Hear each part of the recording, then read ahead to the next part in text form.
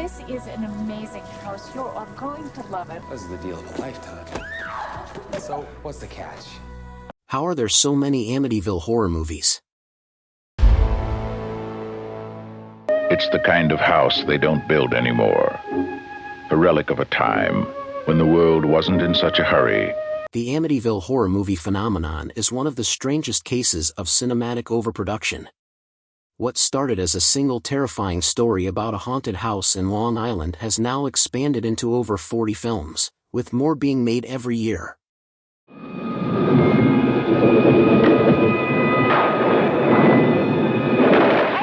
But unlike franchises such as Halloween, The Conjuring, or Paranormal Activity, which are controlled by studios, the Amityville name is used by countless independent filmmakers, often with little or no connection to the original events. So, why are there so many Amityville movies? The answer lies in a mix of true crime, urban legend, legal loopholes, low-budget horror trends, and internet meme culture.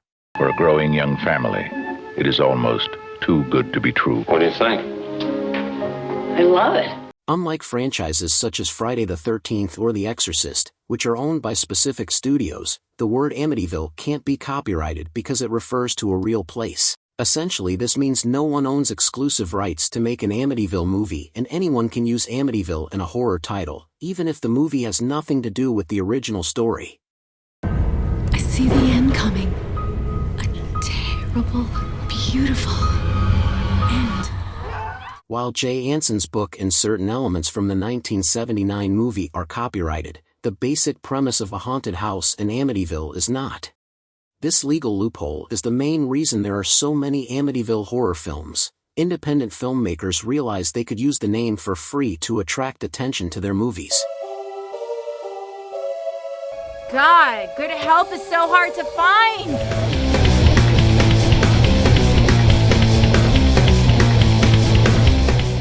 After the 1979 film's success, Hollywood studios produced several sequels, including Amityville 2, The Possession, 1982, a prequel loosely based on the DeFeo murders, Amityville 3D, 1983, a standalone film about a journalist investigating the haunted house in Amityville, The Evil Escapes, 1989, a made-for-TV sequel. The devil on my back with that kid. Butch is not the devil. He's our son.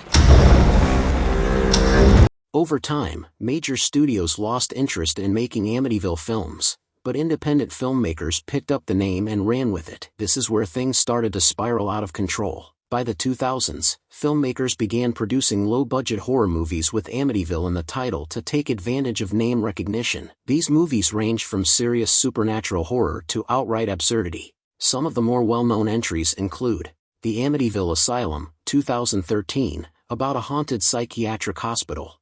Amityville, The Awakening, 2017, a Blumhouse-produced reboot. The Amityville Murders, 2018, a direct retelling of the DeFeo case. Amityville in Space, 2022, a sci-fi horror where the haunted house is launched into outer space. And Amityville Karen, 2022, a parody about a possessed suburban Karen. These films vary wildly in quality, with many being low-budget cash grabs designed to show up in search results when people look for Amityville horror.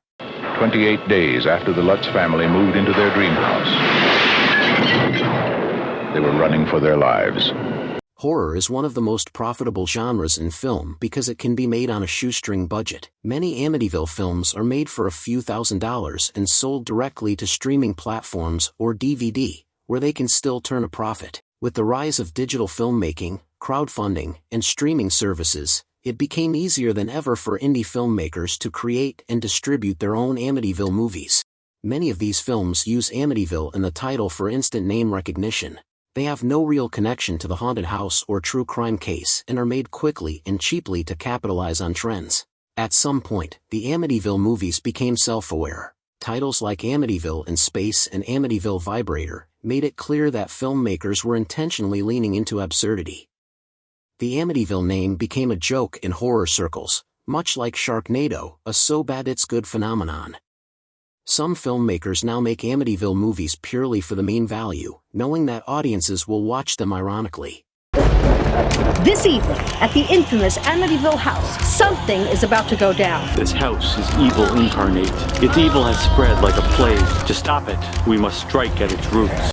Amityville movies will most likely never stop being made as long as the Amityville name remains in the public domain. Horror films continue to be profitable and audiences keep watching low-budget, ridiculous horror. New Amityville films continue to pop up every year, ranging from serious horror to outright parody, ensuring that the Amityville name remains one of the most bizarre and enduring franchises in horror history. You will never forget, and you will believe in the Amityville horror.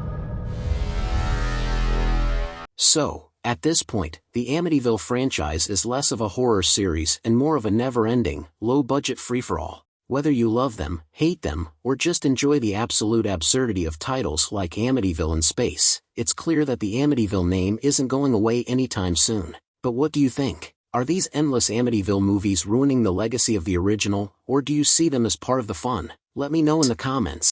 See you next time. It's okay, Mommy. Jody won't hurt you. But the man